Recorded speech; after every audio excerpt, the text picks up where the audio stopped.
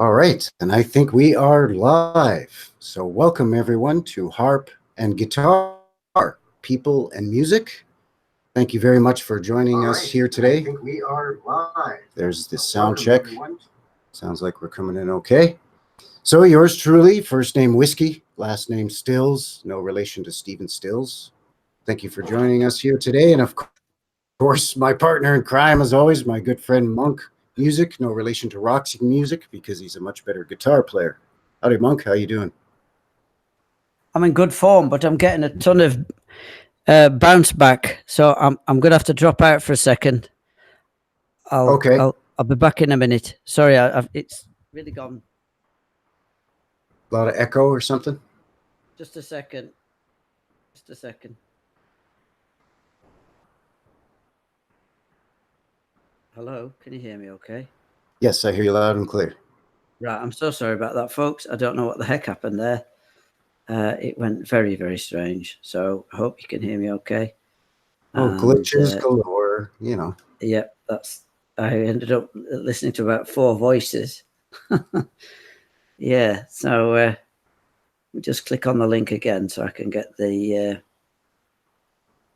I can look at the comments now. Then let me just run that and then mute. There we are. Is everything okay still? Yeah, looks like everything's running smoothly. Right, all right, so Blues Chat number 9 already here at Harp. Yeah, crying out loud. Amazing, isn't it? Yeah, time flies. I'd have only said we've done 2. If anybody would have asked. I know. 9. Crying out loud. Incredible already. Yeah. Well, you know how you and I are when we get going about the blues anyways. We could go on for days. Yeah. So. Yes, in a while though. It must be a few months now. Yeah, it's been more than a couple of months, yes. So back by popular demand for another Blues Chat. We've had quite a few people sending us messages saying, you know, hey, when's your next Blues Chat? So it's always a pleasure to get together, of course, with my good pal Monk Music and discuss the blues, our favorite subject. It's just not always easy to do because, as a reminder, I'm over here in Western Canada and he's over in the north of England, so 7-hour time difference. Yep, so I'm up late at my mother's cross. Well, she would be if she were alive, but anyway. Yes, it's been interesting you suggesting have a look at T-Bone Walker's style, and you're right, it's very similar to B.B. King. You can see the influence on the rock and roll as well, like we were discussing before we started. Very interesting. Yeah, we're kind of doing 2 observances here today. The first is celebrating a belated birthday to Mr. T-Bone Walker, born May 28th, 1910, I believe. Wow. Aaron Thibault Walker, which is where the T-Bone comes from. Aaron Thibault Walker. French. Sounds French. Yeah, because his parents were from Louisiana. Ah, right. He was actually born in Texas in 1910. Wow. In Linden, Texas. And he lived to be quite a ripe old age in terms of, you know, hard-living blues fellas. He lived until 1975. Wow. So, yeah, we're kind of celebrating a belated birthday to T-Bone Walker. And also we're paying a bit of an homage or an observance, for somebody who passed just yesterday. And that would be Leon Redbone. Leon Redbone was born in Cyprus, I believe, and in the 1920s, and his family emigrated to here into Canada, actually, to Toronto, in Canada, in the 1940s. And he was of Armenian descent. And he hit it big in the early 1970s in and around the Toronto area, playing music festivals and outdoor shows. And he just passed away yesterday at the age of 69. So paying a little bit of an homage to Leon Redbone and also celebrating the life of T-Bone Walker here today. So a couple of bones, rolling a couple of bones here today. And there ain't nothing like a sizzling hot T-bone. Am I right? Oh, aye. and he was sizzling hot. He had some licks. And some riffs, of course. Yes. That's that. Yeah. Listening to his style, it's very influential on the rock and roll. I was saying before, I couldn't really. I can do the stuff, but I can't name any songs particularly. So, like I was saying just before we started, I can play this stuff, but where it comes from is a difficult one. I feel like there's a dark patch of. I've come out of the dark ages, Mm-hmm. and I'm left with all this vestigial guitar work. Right. It's Yeah, funny. because you were saying I could I play play the. it. I recognize it, but I'd never heard T-Bone Walker enough to identify it as his. So where did it come from? And you're absolutely right. It's the foundations of what would later become rock and roll. T-Bone Walker played in the early 40s. He played what was then known as jump blues, which was basically as a form of boogie woogie, but basically it was a precursor to rhythm and blues, which was the precursor to rock and roll. So it was basically he was playing rock and roll before it was called rock and roll.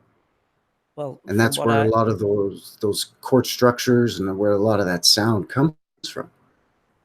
Especially its repetitious parts and the double string, the broken chord stuff. Mm-hmm.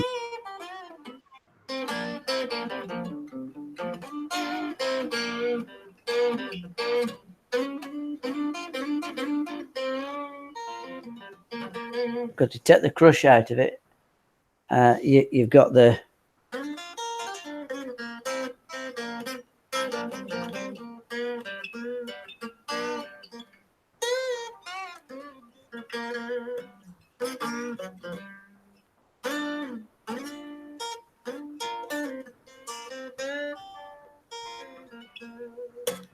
I know there's a lot of lessons I'll have to do.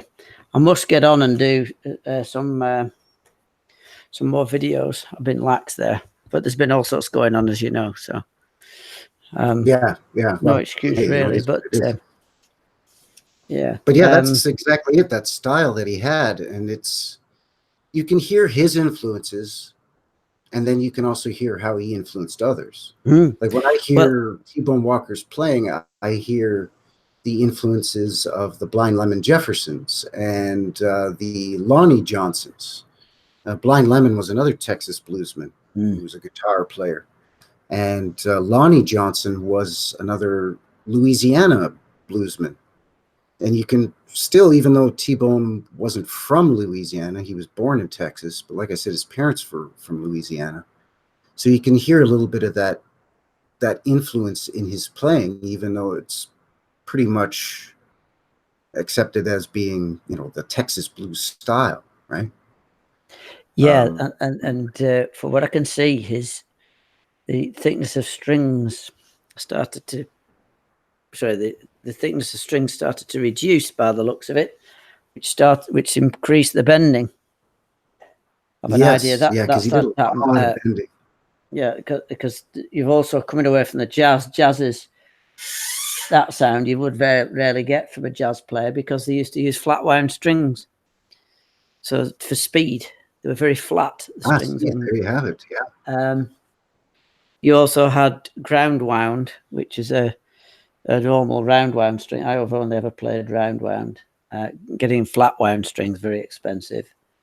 But a lot of players used to file their strings flat so that they could get a ground wound, which put them halfway between the two. They get the bend of the round wound and the speed of a flat wound. So a lot of that went on. So there's a lot of technological change which you can hear coming through. I mean, I look at it from that sort of side of things, Yeah. Well, and of course, T-Bone Walker was one of the early pioneers who first used electric guitar, electric blues guitar. Of course, starting initially with electric pickup on an acoustic, and then eventually switching to a full electric guitar. But he was one of the early pioneers, and some actually say that he was one of the first ever, and he basically invented the thing. Well, he didn't invent it, but he was one of the first to commercially record using electric blues guitar. He All was right. doing that in the late 30s. I was going to So say, because very, very early on. Yeah, Charlie Parker had a fitted transducer, didn't he? He started a lot of that. There's a big old argument. I think we've discussed this before. There's a big old argument who was first.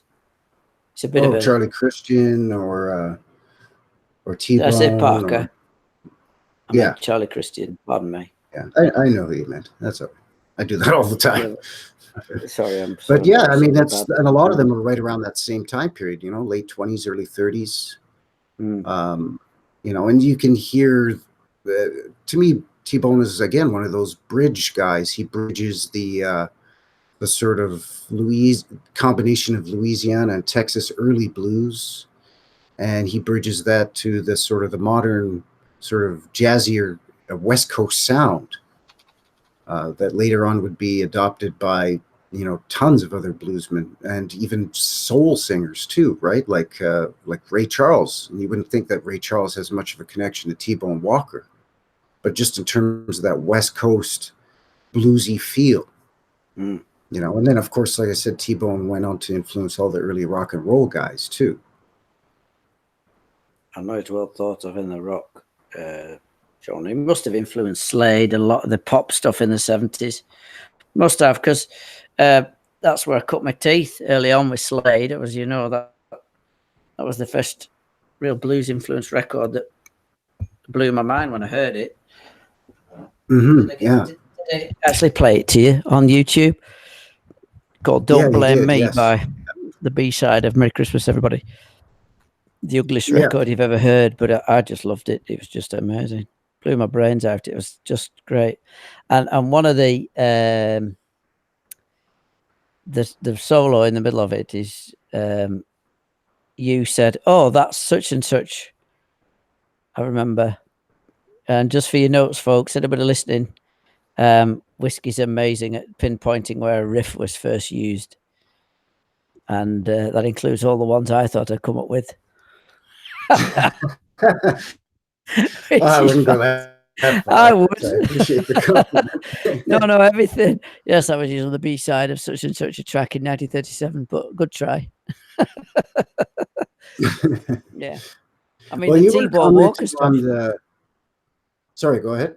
No, I was going to say the T-Bone Walker stuff, which is incidentally that one I was watching to pick up his style, was in the key of G.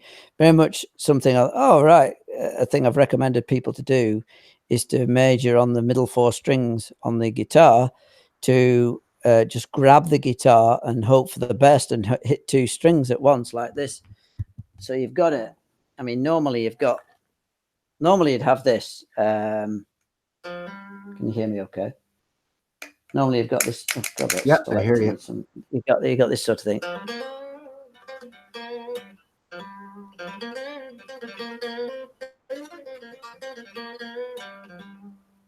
But T-Bone Walker,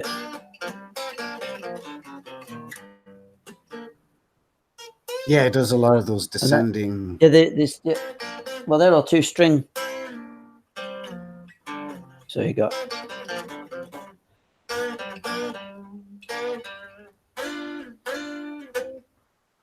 So you get the AC/DC.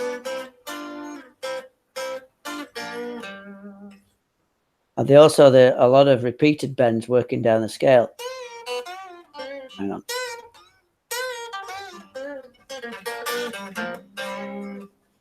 That sort of thing. And then that lead you into the 4-chord. Clever stuff. But I mean, think about it. In the time, it's pioneering stuff. Everybody's doing it now. It's like, but who invented it? Guys like T-Bone Walker. Incredible. Yeah, that's exactly. It had to start somewhere from someone. Yeah. Well, and he had such a crazy style too. Like, he was one of the first early guys as well to influence the showmanship of what the rock and rollers were doing later. Or guys like Hendrix, where they play behind their back or behind their head or play with their teeth.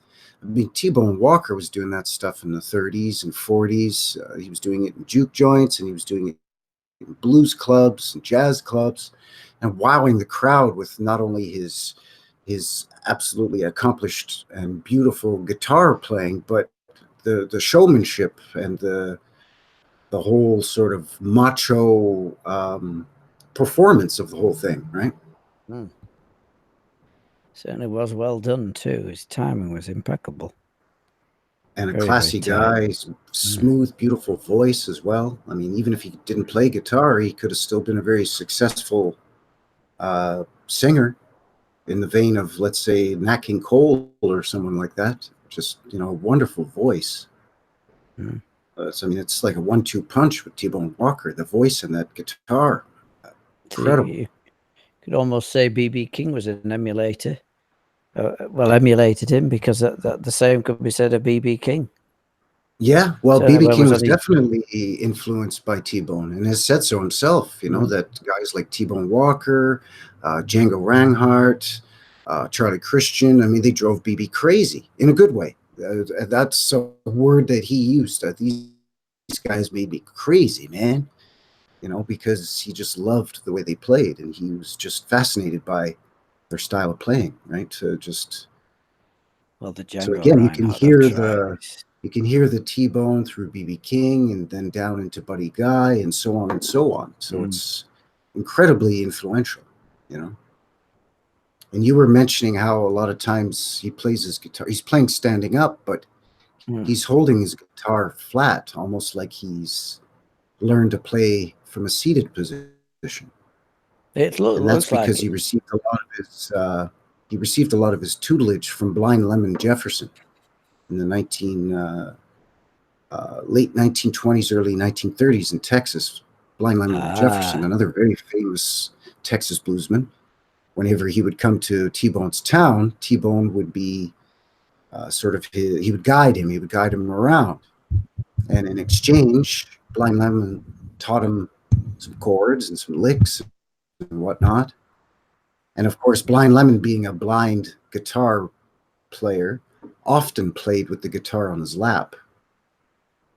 So that's probably why you're seeing a lot of, when you see that live black and white footage of T-Bone playing, even now at this point playing electric guitar, he's still sometimes he's standing up and he's got the guitar strap, but he's flipped the guitar so that it's horizontal, almost like a tabletop. Yeah, it's very unusual. It is. It beautifully done. Oh, excuse me, I'm so sorry. Oh. It's been an all right. extremely It's late long. for No, you, I no, realize. it's not that late. It's just been a very long day. Pardon me. Could hardly call me a late night blues player if I can't stay up late. That's the whole essence of the blues. I mean, that's how I learned, playing up till about 2 o'clock in the morning, lying flat on my back with my mum and dad coming in at regular intervals, going, "Will you shut up?" That was quite a thing. But yeah, watching him going. I've dropped the mouse. Just a sec. Just looking at his style now. Let's have a look. I hope I don't interfere with the transmission history. Yeah, it's gone really slowly now. No, it should be okay. Right. Okay. But the nice thing about T-Bone is we have a lot of his recordings that have been released. His stuff from the late 30s through the 40s, 50s, 60s. Hell, I even have a record by him that was recorded, I think, in 1973 over in France. So, by then, I think it was just a year or two before he died when this thing was recorded. And still an amazing singer, great guitar player. And also, I should mention, he was a great piano player as well. Not a lot of people know that, but T-Bone Walker was also very good at piano.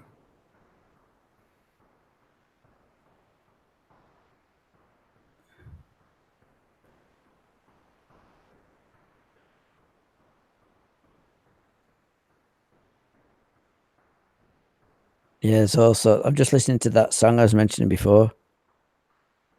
And you can see where Buddy Guy gets his bursts of energy from. And it's all T-Bone Walker. Wow, there's a thing to study. I talk about these bursts of runs. Yes. When it breaks out. Well, I've just watched a few seconds of T-Bone Walker, and he does exactly that.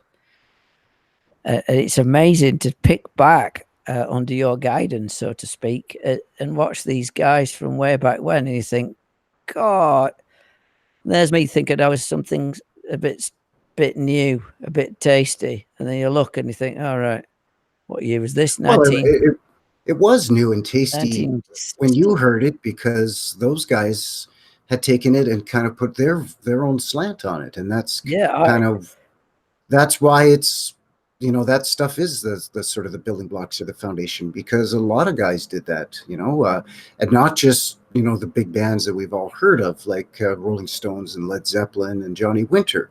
You know, uh, there's a lot of bands like Slade and Deep Purple, maybe more obscure bands like Uriah Heep or something that they also adopted a lot of these riffs and licks and some bending and a lot of the chord structures from the blues. They were influenced by early American rock and roll, which was influenced by early American blues. So there's it's a just list a of. natural progression. I'm just looking at the comment here. It says, shame we don't have a video of the other blues musicians like Robert Johnson, Elmore James, Charlie Patton, Scrapper Blackwell, etc., and also Chuck Berry. But you can hear a lot of all the stuff I grew up with through T-Bone Walker. That's why I like the blues. It's the history, the thread you connected to. I know I keep saying it. I'm sure people are sick of hearing me say it, but it's the connection with all this amazing history that I find utterly thrilling. Yeah, well, like the late great Willie Dixon said, right? The blues is the roots. Everything else is the fruits. Everything Well, that's everything comes from the blues, at least as far as American music is concerned. yeah. Jazz, rock and roll, soul, gospel, disco, Disco. all of it is rooted in the blues. It's amazing, absolutely amazing. Today, the passing of Leon Redbone, who passed away yesterday at the age of 69. Leon Redbone was a proponent of an even earlier form of music prior to what we now refer to as the structured blues. Leon Redbone was a huge fan of performing and recording music from the turn of the last century, from the 1890s through to about 1920. Wow. And he was a singer, guitar player. He also played, I think, cornet or clarinet, and he was very deeply rooted and steeped in the sort of the Dixieland jazz tradition, the bluegrass tradition, um, a lot of the sort of Tin Pan Alley songs of the 1910s and 1920s, songs like Ain't Misbehaving that we'd later on hear Fats Waller do. But he was kind of more had an old timey spin on it, right? He was influenced by guys like Jimmy Rogers in the 1920s, and he was a unique performer and a very unique recording artist. He would do the whole deal. He wouldn't just sing those old timey songs. He would dress like that. He was famous for wearing Panama hats and smoking a pipe or cigarettes with one of those long cigarette holders and wearing seersucker suits. And his music always had tubas and banjos. We had a guy like that over here called George Melly. I don't know if you've heard of George Melly. Used to call him Good Time George. He was a jazzer. He had all the ragtime. Oh, Good Time George, I've heard. Well, that's what his nickname was. I know that's a song, isn't it? Good Time George. Just a second. If you Google George Melly, I've heard the name Good Time George before too. I don't know whether he called himself Good Time George after a song or what have you. But sorry, I'm moving around the place. But he was a consummate performer, very well loved in this country, very well known as well. He was very famous as George Melly, but he had the big, what do you call it, the sousaphone in the band and all kinds of stuff going on. But he wore the big zoot suit and the hat and the that kind of thing.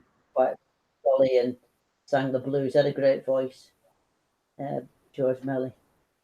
Well, Amazing. All that's these connections. So it's just stunning. the, the Stunning. the thing of Leon Redbone was he had a great voice too, very unique.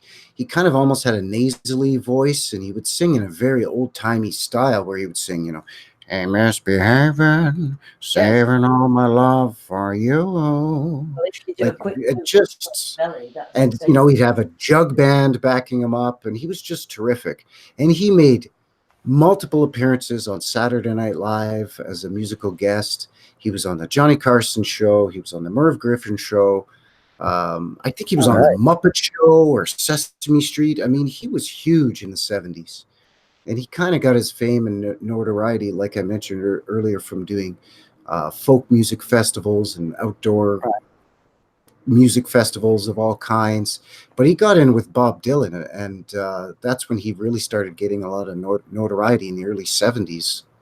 And then he was offered a recording contract through Warner Brothers Music, Time Warner Music. So he went down to New York and recorded a couple albums. His first one in 75, his second one in 77. And he charted. He had hits on the chart with these old, like 60, 70, 80-year-old songs, All right. like Honeysuckle and Ain't Misbehaving, and just incredible, and just a great musician, and toured all over the world. A little bit of a man of mystery. He kind of really played up, that he was from mysterious origins, and people weren't really sure where he was born, where he was from, what year he was born. And a lot of that didn't come to light until after he passed. So, a very interesting character, a very unique singer and performer, and arranger. He did a lot of rearranging of these old traditional songs, kind of updated them a little bit, but still stayed true to them. So he goes back to an even further earlier tradition, sort of a proto blues, like we were saying with the All bluegrass and right. Okay. ragtime. Yeah, absolutely amazing. I've just dug you out a really old recording of George Melly. He's all over the place if you Google him. Don't do it now, obviously, but he's well worth looking at. Don't know if you've heard of a band called Postmodern Jukebox. Have you? Hello. No, I haven't. Well, they're worth looking at because Not familiar with them. they are a bunch Yep. of hello. Yeah, they're a bunch of young musicians, and they do Yes. modern songs in a vintage style. Okay. Yeah, there's a lot of young musicians that have kind of picked up that tradition now. These kind of, for lack of a better term, these young sort of hipster musicians, that are in their 20s or maybe in their early 30s.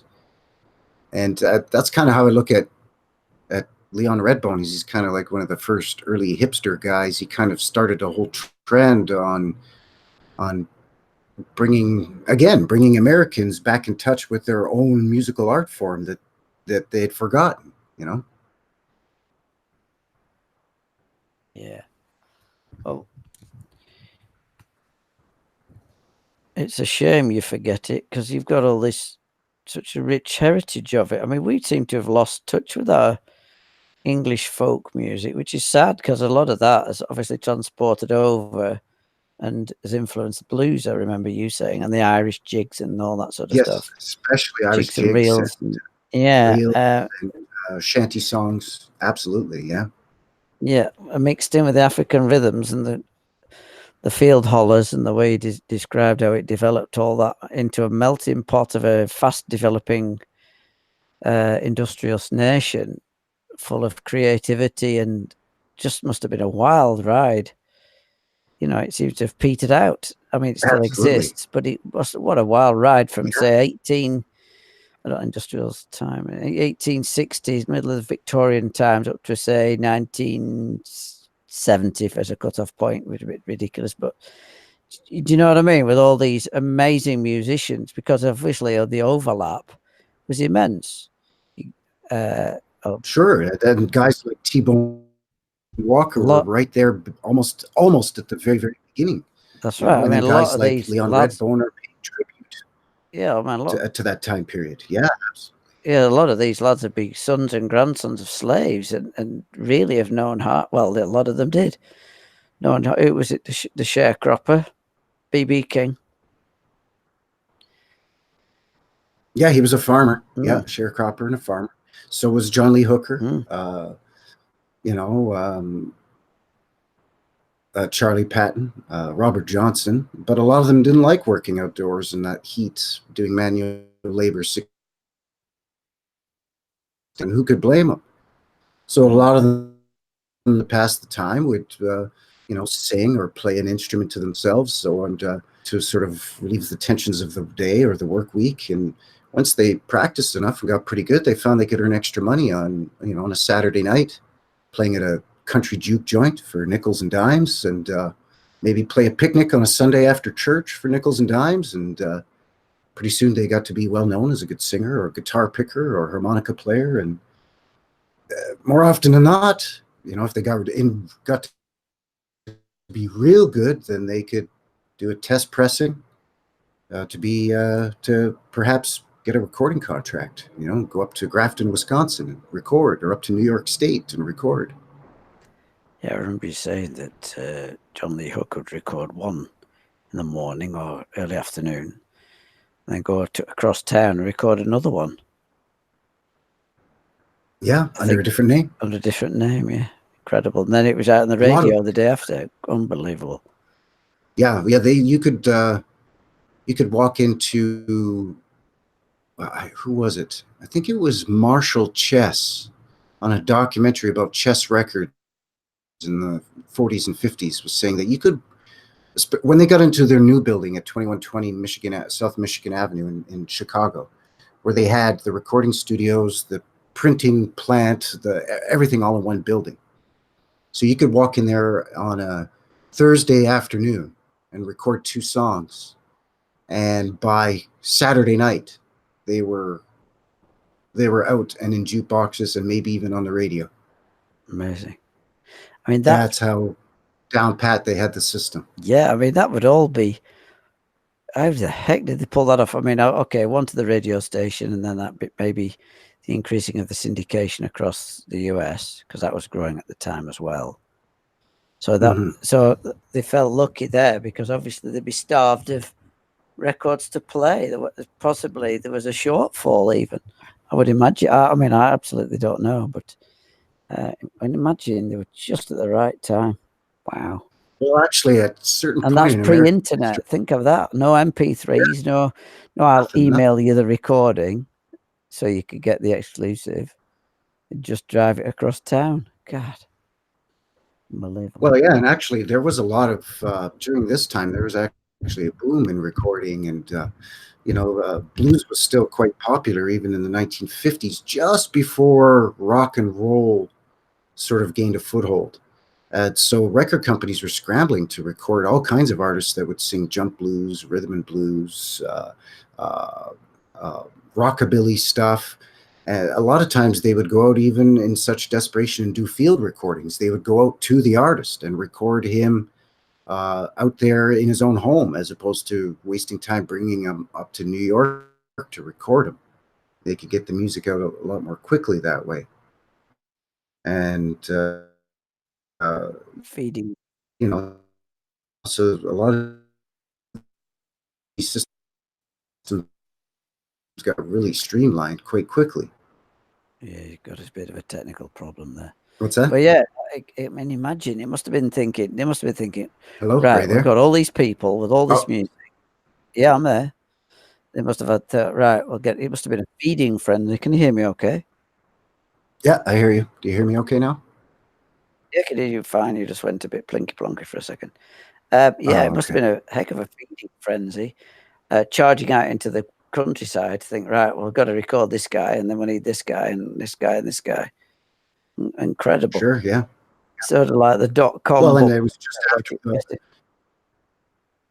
was just after World War II as well. So a lot of the Europeans and British were involved in, were really enjoying this music too. So there was a demand from overseas for people through mail order to try and get this music. Oh, of course. So if you wanted your record played on the radio as basically a P&R guy from a record company, like let's say the marketing guy from Chess, well, he would just hop in a taxi with a bunch of copies of the single on 78, and he'd go from radio station to radio station, and you would bribe them with payola to play the record.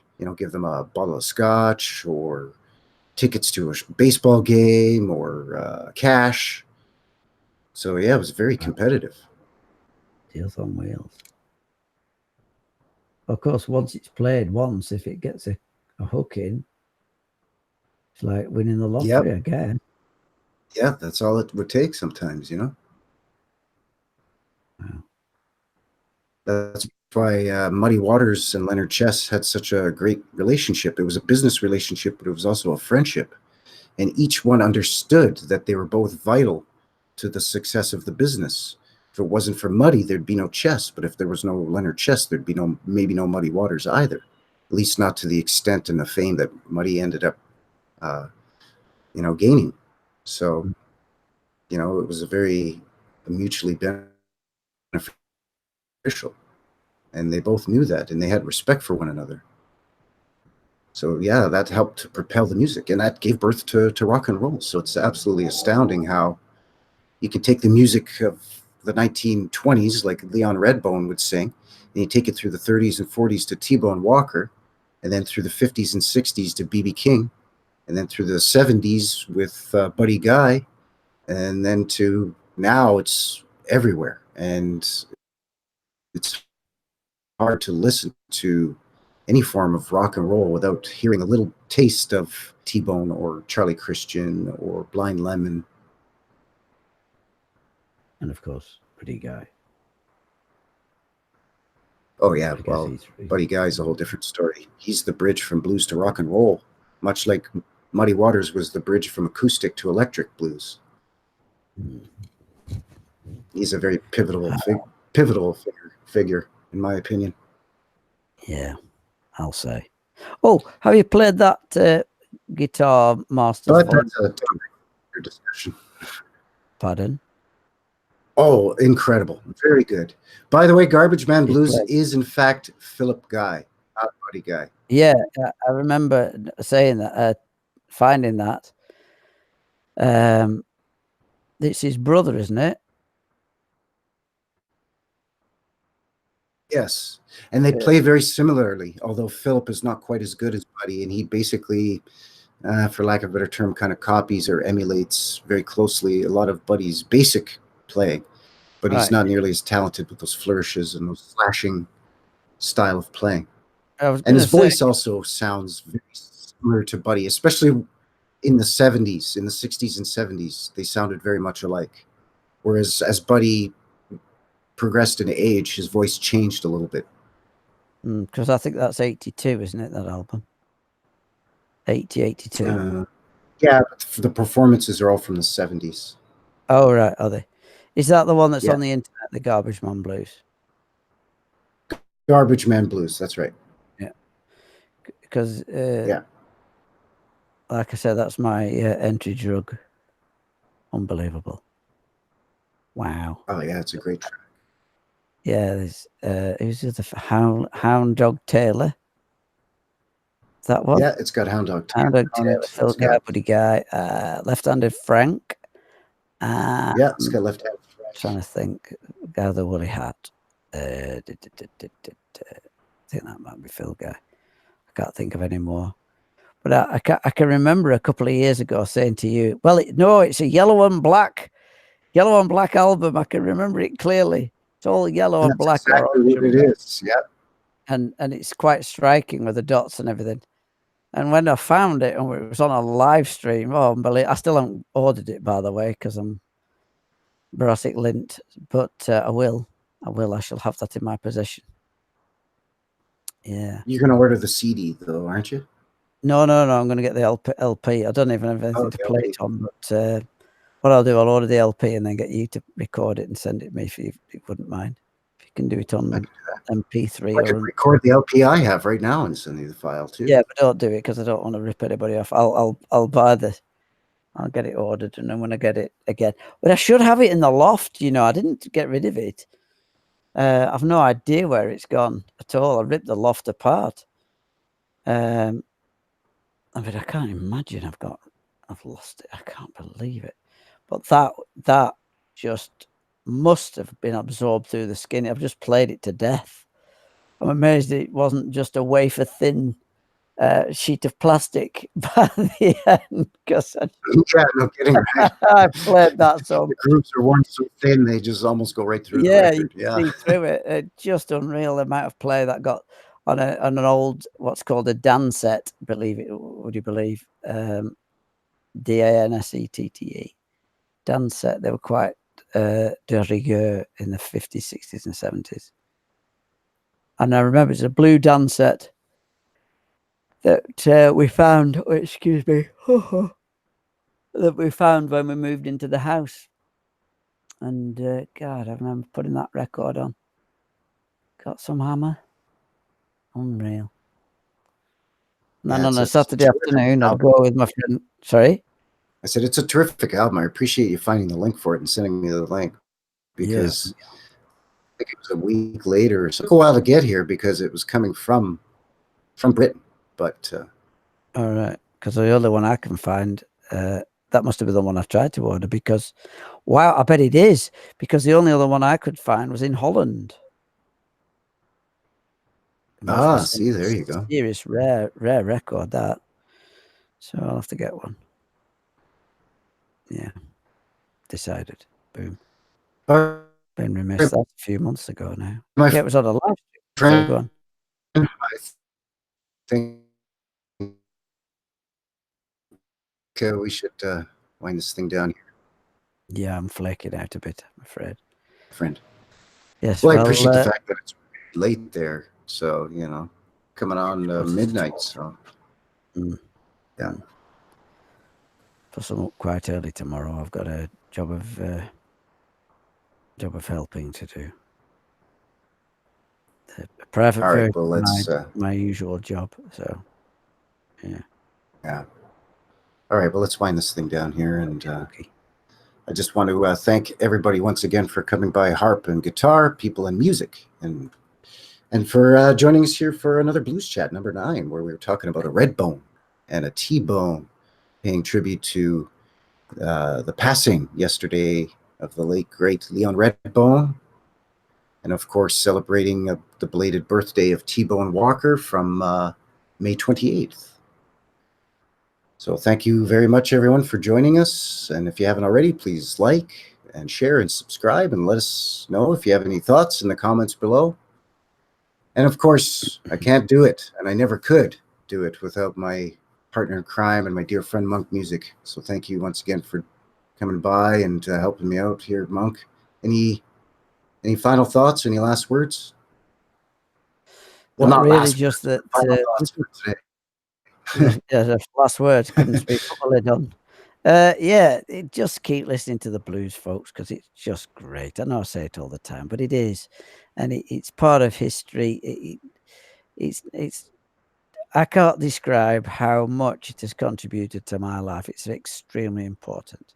So just listen to it and enjoy it. And if you get something out of it, great. If you don't, well, just pass it on to somebody else, because somebody's going to enjoy it. I know I do, and I have done all my life. Well said. I couldn't have said it better myself. Yes, blues, I think, is, for me, is one of the only forms of music that can pick you up when you're feeling down, but it can also mellow you out when you're feeling a little bit crazy. Yes. So, once again, thank you. Oh, hey, Riff. Yes, Riff just popped in to say, sorry, missed it. Enjoying a cafe session. Well, enjoy your cafe session, my friend. Thanks for coming by. Anyways, appreciate it. So we're going to sign off for now, and thanks again to everybody for Monk Music and myself, Whiskey Stills, here at Harp and Guitar, People and Music. Thank you very much, everyone. Have yourselves a good day, and yes, keep playing, living, and loving them blues. Mm-hmm. Thanks a lot, everybody. Take care.